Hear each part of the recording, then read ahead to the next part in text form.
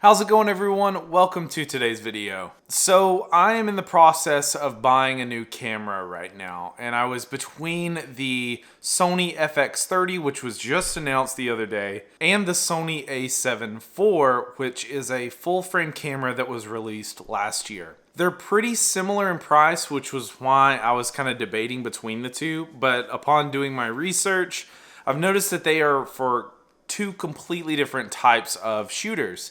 And today I want to discuss why I landed on the FX30, why I think that it's best for me, and hopefully this will help you out if you are debating between the two yourself. So first, let's talk about the FX30. It is geared towards videographers and people that don't really care about still photos. It has some still photo features, but the majority of its features and pretty much all of its software is geared towards videographers. And then you have the Sony A7 IV, which is going to be a hybrid camera.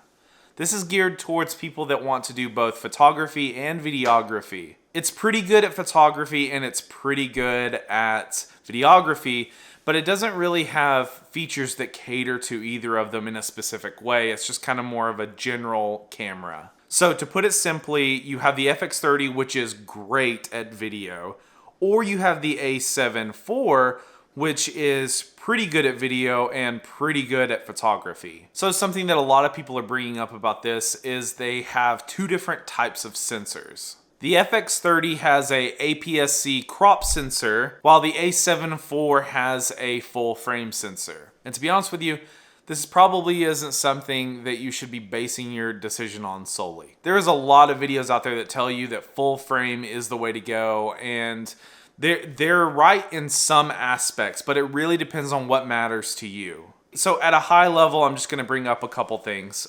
One, full frame is better in low light most of the time. Even though the FX30 has an APS-C crop sensor and it's not full frame, it still does have very good low light performance. It may not be better than a full frame sensor, but it does offer very good performance. So if you're not shooting a lot at night or in very dark scenarios, then the FX30 still is something that you should consider. Another thing that people point out is that full frame sensors typically have blurry backgrounds. As you can see, my background is fairly blurry. I'm using a 11mm 1.8 lens, which gives you kind of that blurry background. So it's not necessarily the sensor that matters as much as the glass that you're using itself. So if I get really close here, you can see it blurs even more. And that's just something that happens with the lower f-stop. So like a 1.8 is gonna have a blurrier background than like a 3.5 or a 4. So as long as you have a very good lens that has a lower f-stop or has the capability of having a lower f-stop, then that's something to think about. You'll still get that blurry background if that's what matters to you. So now that we've covered the difference between the two cameras, at least at a high level, let's talk about what makes the FX30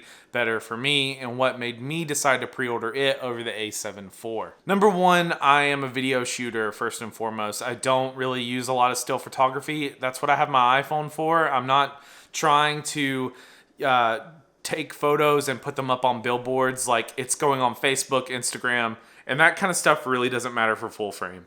So I wanted something that is able to record at long periods of time without overheating, and that's something that you have to worry about with cameras is whenever you're recording at a higher resolution, there is a chance of it overheating. It actually has fans built into it to keep it cool as it's recording for long periods of time.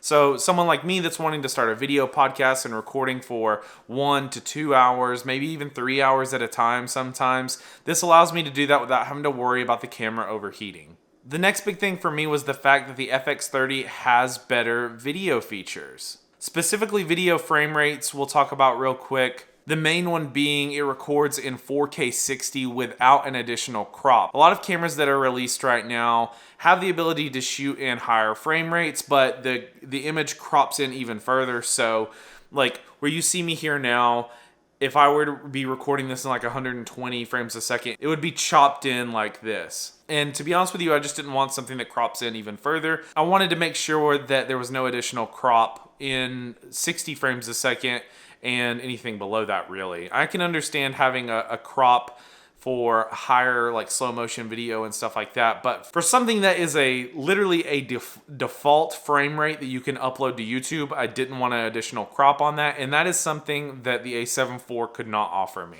Another thing to point out is the FX30 also had a full-size HDMI port, which I thought was really awesome. It supports 16-bit RAW, which is insane, and allows me to plug directly into a monitor, or let's say I have some, family videos from, that I shot at Christmas or whatever. I can pop in the SD card, plug it right up to the TV and show it.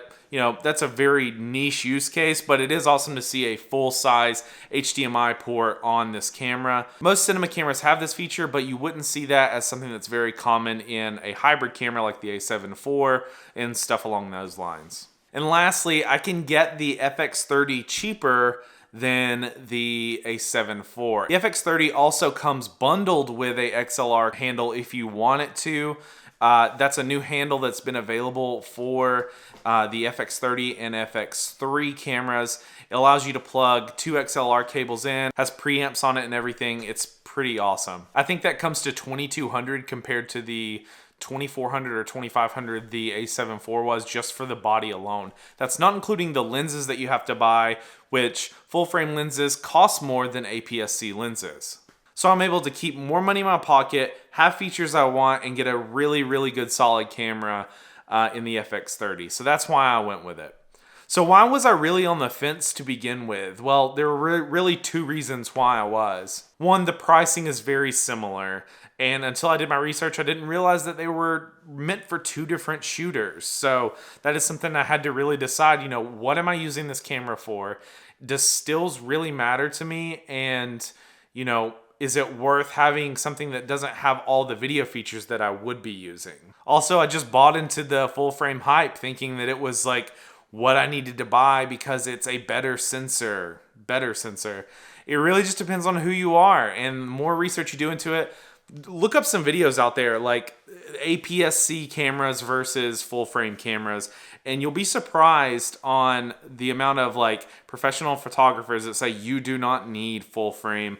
I think there was one out there, and I wish I could remember who the specific creator was, but one thing that they said that really stuck out to me was, unless you are taking photos that are meant to go on billboards, which I think I said earlier in this video, you shouldn't be buying a full frame. Nothing you have is going to be blown up that big to where you need that much data stored in a photo. So that is something to think about. If you're not going to be using this for like commercial use like that, a crop sensor is probably perfectly fine for you.